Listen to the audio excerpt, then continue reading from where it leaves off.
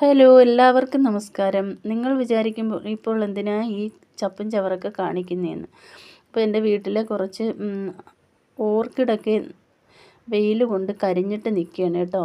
അവരെ ഇവിടേക്കൊന്ന് മാറ്റി വെക്കാനായിട്ടാണ് കേട്ടോ ഇവിടെ വൃത്തിയാക്കുന്നത്.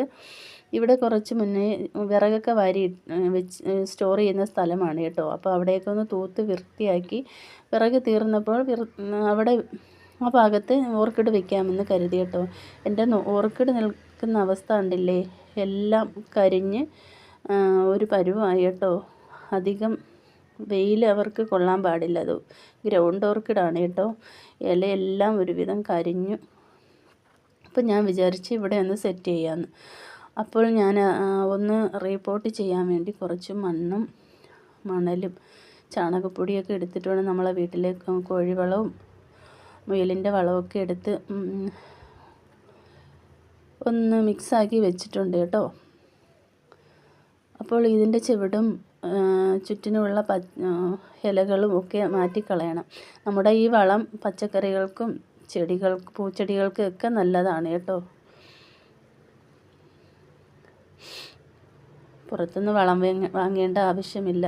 ഈ കാണുന്നതാണ് നമ്മുടെ നിത്യവഴുതനയ്ക്ക് നമ്മൾ ഈ വളം ആണ് ഇട്ട് കൊടുക്കുന്നത്. എല്ലാ ചെടികൾക്കും ഈ വളം തന്നെയാണ് കൊടുക്കുന്നത്. പുറത്തുനിന്ന് അധികം അങ്ങനെ വളങ്ങളൊന്നും വാങ്ങാറില്ല കേട്ടോ.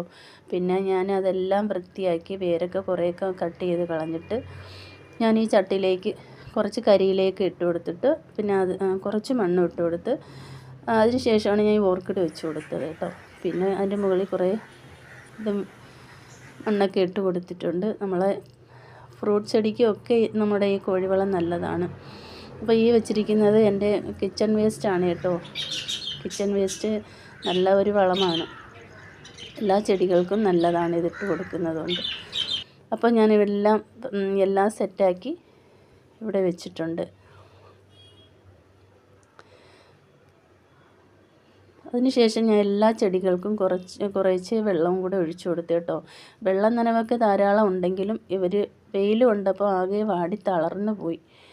പിന്നെ ബാക്കി വന്ന കുറേ വളവും മണ്ണും ഒക്കെ ഞാനൊരു ചാക്കിലാക്കി മാറ്റി വെച്ചു. അവിടെ എല്ലാം ക്ലീനാക്കി. Okay, thank U.